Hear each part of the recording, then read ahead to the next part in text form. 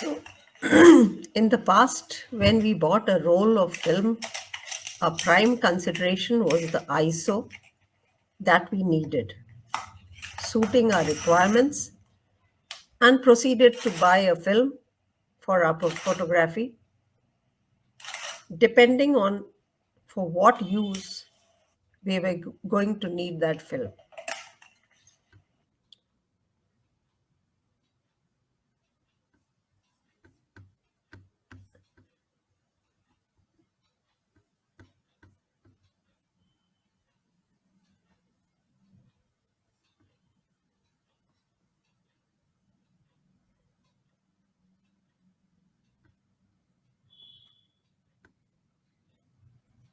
So we shot at an unchangeable ISO for all the exposures captured on a single film and adjusted the exposure by changing our shutter speed and aperture.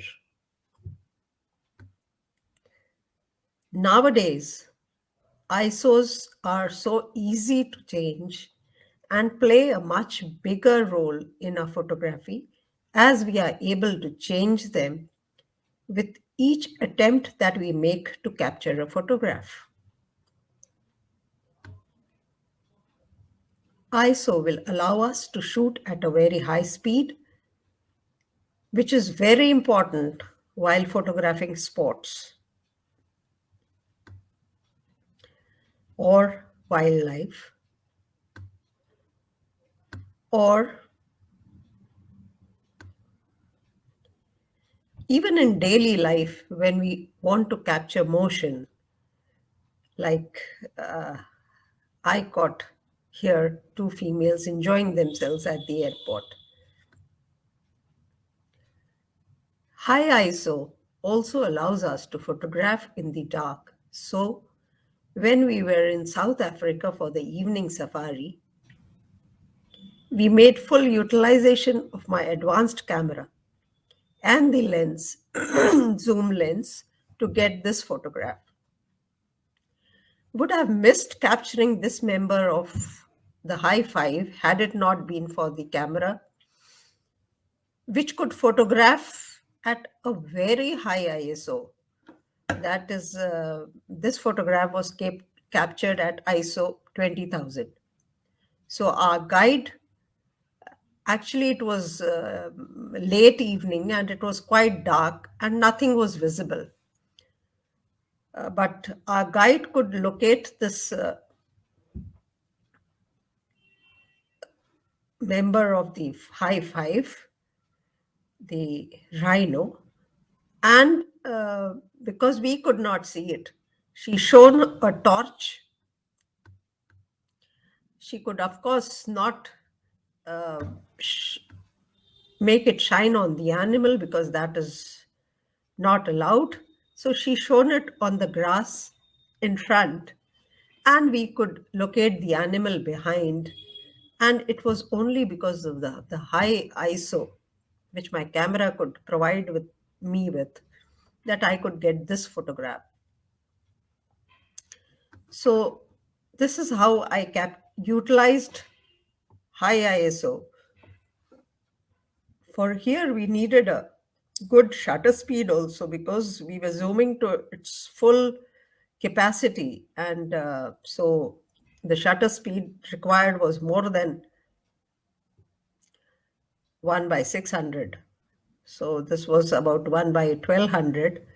And the aperture was maximum. That is why the depth is less. But ISO was 20,000. It's because you spend so much and then you reach a place where you sight such animals, and if you miss the whole life, you won't be able to pardon yourself. So we'll be discussing ISO and how it is used to see in the dark. What is ISO? To recollect what we discussed, in olden days we bought reels which had a constant ISO, and so we were stuck with a fixed ISO. We would use 400 ISO for cloudy shoots. We would use 1600 for a brightly lit night photography. Since we started shooting digitally, we can change our ISO for every single exposure. So, ISO plays an important role nowadays for our exposures.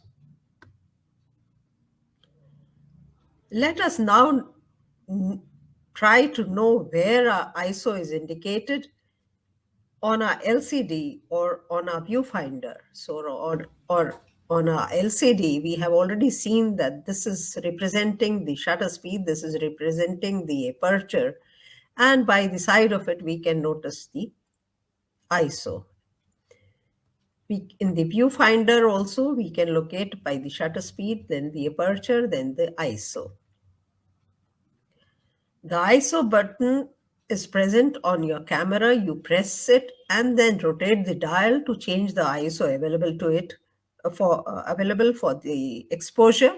You can also change it in the menu of your camera. So explore your menu to see what range your cameras can offer you. And maybe many of you are still using auto ISO till now, but there is a downside to it that you are losing your control on it. So at times you would get unwanted results, which we will be discussing shortly.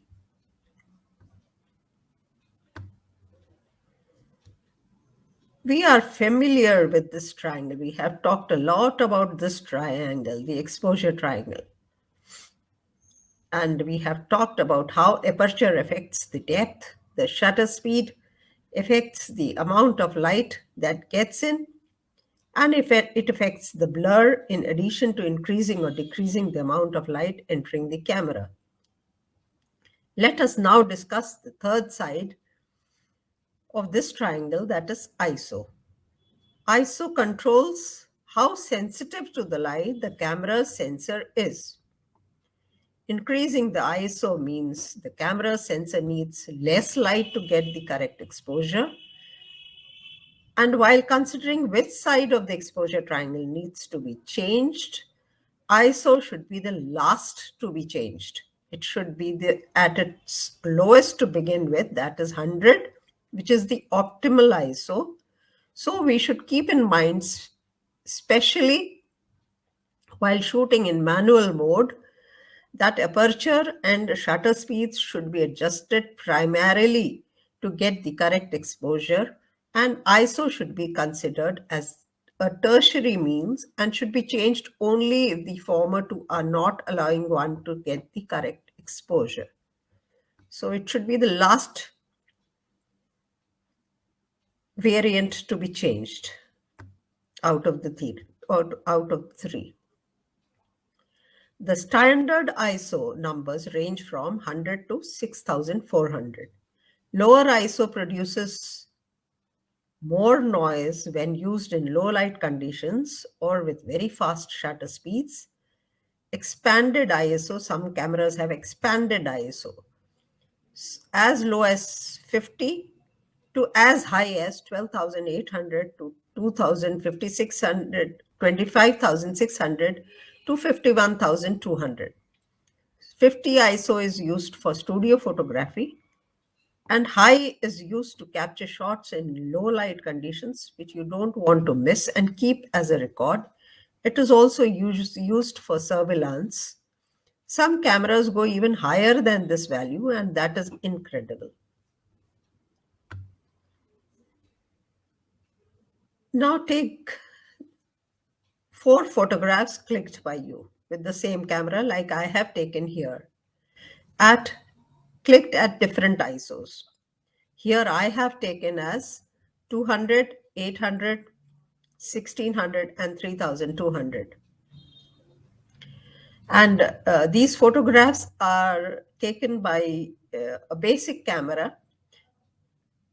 And then after taking these 4 photographs, choosing these 4 photographs at different ISO, try to zoom in each of the photograph. Here, even if I zoom in, I don't think so I'll be able to show you the noise because the screen in which you must be seeing is so small, but I'll try my level best. So in this 200, if I zoom, this is the, if you can appreciate the noise, then in this it is 400, 800. This is the amount of noise. Then in 1600, this is the amount of noise, if you can appreciate. And in 3200, this is the amount of noise. But it would be better if you try to take your own photographs at 200, 800, 1600, and 3200, and even 6400, and try to appreciate the noise that you get. So what is noise? Noise is the background interference. When we increase ISO, we are increasing the sensitivity of our electronic sensor to light. This increase means that interference is also increased and becomes more visual. Previously, in films which had coating of light-sensitive material, which had grains and high ISO, films had larger grains that were visible as a grainy texture. This textured appearance is at times appealing too. I remember we once asked the photographer to enlarge the photograph of my son to a size of 2 feet by 3 feet for a poster, and he refused, saying that "Fat jayegi, madam," and we convinced him about his payment and got it made. It had such a beautiful texture appearance for that photograph had uh, the expressions which were shown on my son's face were priceless. He was very perplexed for his professional exam, and that was showing on his face. So we wanted that photograph itself, which was shot in low light conditions. So high ISO was used, and it was, when the poster was made, it had a grainy appearance and looked like a painting. Just as if you are interested in paintings and you made a painting on a handmade paper, you must know how it looks. So that appearance at times, that texture is at times good, and it looks good. So digital noise is a reflection of pixel arrangement and does provide a texture too. And remember, we talked about binning in our previous talks. Binning is just that when we increase ISO, many pixels combine to make a bigger pixel to increase sensitivity, thus decreasing the file size, but increasing light available by increasing the sensitivity. So this is an attempt to show the noise produced in the sensor at different ISO. So you can appreciate that the grains here at 100 and see the grains at 12,800. The size has increased. Some colors too have appeared at 6,400 and 12,800. So you all can experiment with this using your own camera. Set your lens to manual focus. Put the cap of your lens and take shots at different ISO. Review your clicks. You will not only be able to observe the noise, but will be able to appreciate that beyond 4000, you see sprinkle of blue, red, and green, that is colored noise. They are the colors of our sensor arrangements, RGB, the primary colors of the light. Till 1600, you will not notice significant noise, but the noise is most significant at 12,800. Nowadays, camera companies are working on it, and even at 6,400 and 12,800, you get negligible noise. If you can see this photograph, this was taken at 20,000 ISO, and you can appreciate that noise is negligible and the bird has come out beautifully. I would have missed on this shot had I not had my advanced camera. For I saw this bird for the first time and was attracted by the color, but in darkness I could only see blue. And when I used my zoom lens and captured it, it was such a beautiful bird, verdita flycatcher. And had my camera not been so advanced, I would not be able I would not have succeeded in getting this capture. So noise reduction. You must have observed in the menu of your camera, there's an NR feature, the noise reduction. Some cameras have a noise reduction feature, and this NR feature can be seen in your menu.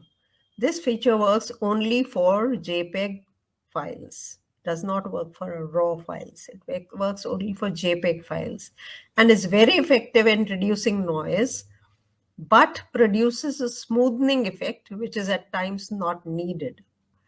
And at times, you lose on sharpness if it is smoothened. So if you can appreciate, I'll show you that this is a photograph. Rest of the parameters are same. I'll show you the other photograph also. Here the NR button was not used. And in the second photograph, I used an NR button, so it appears smoothened.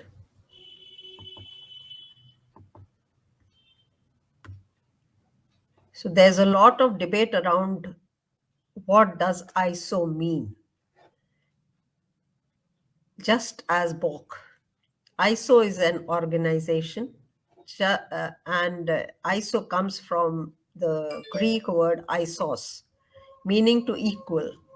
It is used by International Organization of Standards to measure and define different universal standards for a variety of objects and systems. It is not an acronym. It is not ISO. It is ISO and is one word. So now we have talked about ISO. Let us now talk about focusing.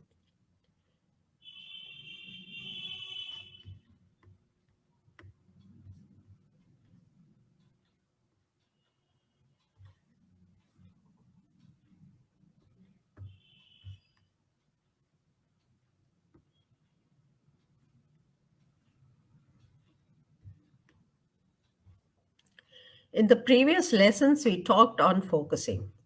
So let us discuss this tricky aspect of photography, because at times we don't get a sharp focus and how to focus. So this is seldom talked about. There are various focusing modes, and autofocus does not always work. I remember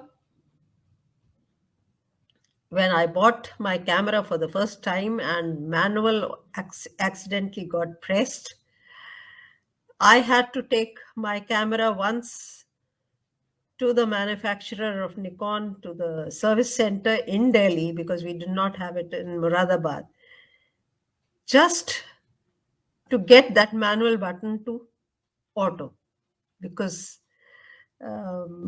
in manual I did not know how to focus and I thought something was wrong with my camera. So it is so important to know all about photography before you embark on photography. So if you've bought such a costly DSLR, you should know everything about it. So now let's concentrate on how to focus. Lightly press the exposure button to activate the focus. It is pressed halfway. So you will hear a beep sound and see the focus point light up. A small red square will light up when the camera has found its focus, or a green or red light lights up in the viewfinder. Not all cameras have the same number of focus points. Some have 11, some have more than 100, depending on how costly your camera is. There are many focusing modes, but single shot AF is recommended at this stage That is for everyday photography. So when we take our camera and press the shutter halfway, the focus point lights up and the subject closest to the camera is focused on and the point on it lights up. Like here, when I focused, because this bird eagle was closer to vulture, I think it was a vulture, which was closest to my camera. So my camera focused on this bird instead of the person holding it. So if we have a shallow depth of field, only the eagle is focused like in this. Notice the gloves are in the same plane. The gloves and the vulture are in the same plane. So both are focused and the rest is blurred. Camera always chooses the subject that is well lit and is the closest. How does one ensure the off-center subject is in focus? Like this bird, this is not in the center, it is off-center. How do you, if your focus point is in the center, how do you focus this bird? So how to focus an off-center subject using this technique? There are many other techniques also, but if you want to use this technique, compose a frame for the subject. If you press the button halfway here, the background, and if you press the button halfway, since the focus point is in the center, the background will come into focus, which you don't want. You want to click the bird. So reframe the scene to keep the subject in the center. That is, if you want to shoot this bird, keep this bird in the center and let the focal point lie on this bird. Click the shutter button halfway so that it focuses on this bird. Keep pressing the shutter button lightly halfway and then reframe to keep the bird where you want to keep it in the frame, and then press the shutter button the whole way down. So the shot will be taken by capturing the bird, which is off center, and the bird will remain focused. Now see your manual how to select the point of focus. And you can choose in a group which subject needs to be focused on. Like here, I have chosen the mother lioness. Mobiles have touch technique, and one can choose by just touching, and that shows how technology is making it easier to click the subject in focus easily and making us lazier. So here the mother tigress is in, mother lioness is in focus, and the rest are not that well focused, for I had kept my focal point here. What are the focusing modes? The focusing modes in Canon are one shot, al servo, al focus, and manual focus. And in Nikon, they are called AFS, AFA, AFC, and MF. And how do I remember? AFS is for stationary, because S stands for stationary. AFA stands for automatic. So I remember it as automatic because it can take as stationary and continuously moving subjects equally well.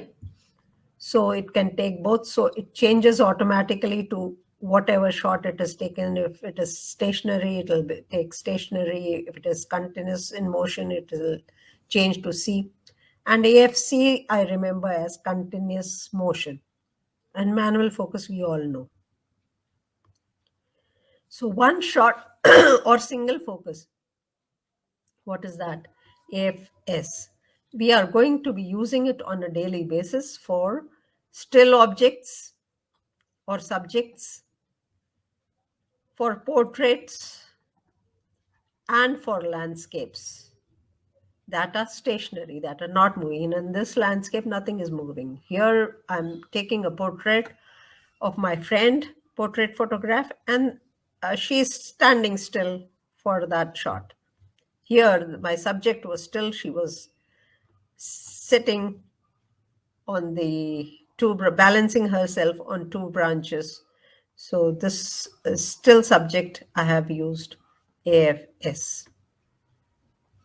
If we have moving subjects, so C is for continuously moving, al servo in Canon. So if we have moving subjects, we are going to use different focusing modes, that is al servo and AFC, or AFC as called in Nikon.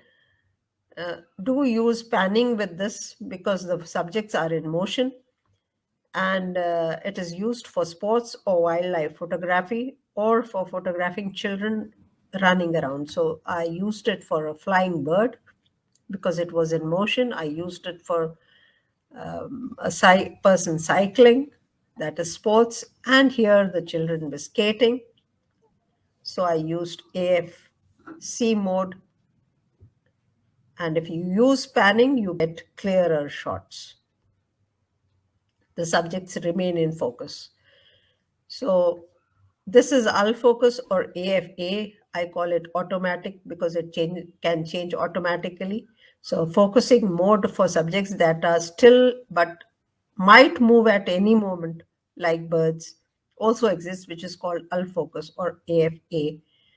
A very good option is a mixture of both both moving and still subjects. These two shots are by AF automatic because the bird was sitting, and when I focused it, but did wait for the click when it flew, and then I took the click. So there are certain conditions where there can be issues and one is not able to focus onto the desired subject, and one has to then take over the control from the camera to one's own hands, like in low light conditions and in macro photography. So in low light conditions, because the subject is not well lit, the camera fails to focus and it'll go on changing the point of focus. So you have to switch to manual focus. At times in macro photography, when you're trying to focus, the camera does not know whether you want to focus on the leg or the spider head or the spider eyes or the web of the spider. So you have to take the control in your hands so that you can focus on the exact point. And this is the button on the lens, which you can change from AF to MF, manual focus, and get the control in your hands. At times, manual focus, autofocus button is in the camera, and then you don't need it on the lens. So, in the end, I will say never be afraid to use high ISO. It at times produces good texture to give the appearance of a painting in matte finish on a handmade paper, increasing its richness. And at times, the noise is not visible at all, even at high ISO if your camera is high end. At times, it helps you to catch rarest of shots that you would otherwise miss in dark. Like I captured and saw a Auditor flycatcher for the first time and could not identify it had it not been for my advanced camera, which allowed me to take this shot at a very high ISO. I would have missed on this shot.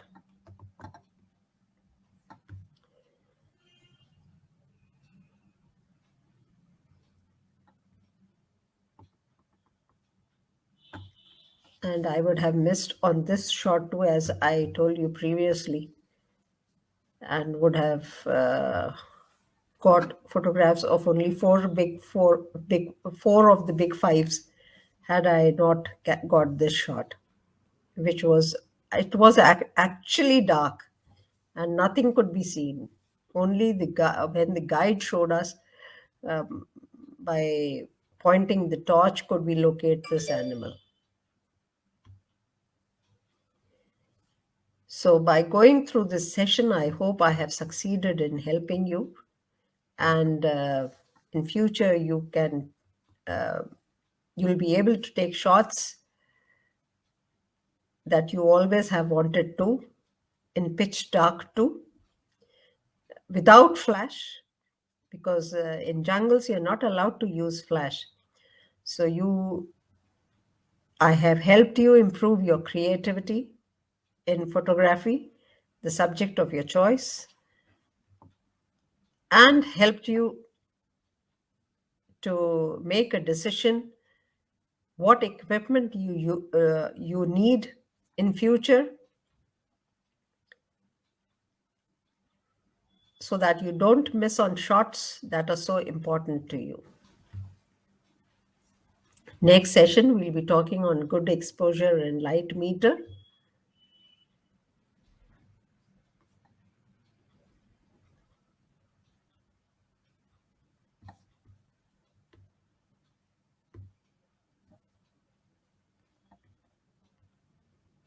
For now, it's time to say good night.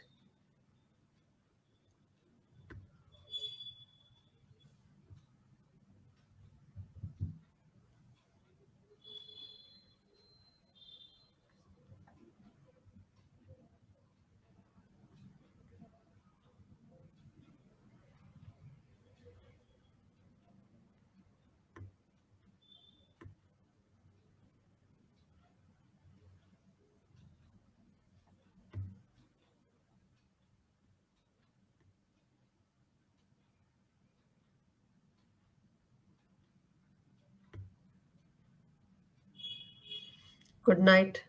Namaskar. Have an enjoyable weekend. This is Archana Tandon signing off tonight. Bye bye.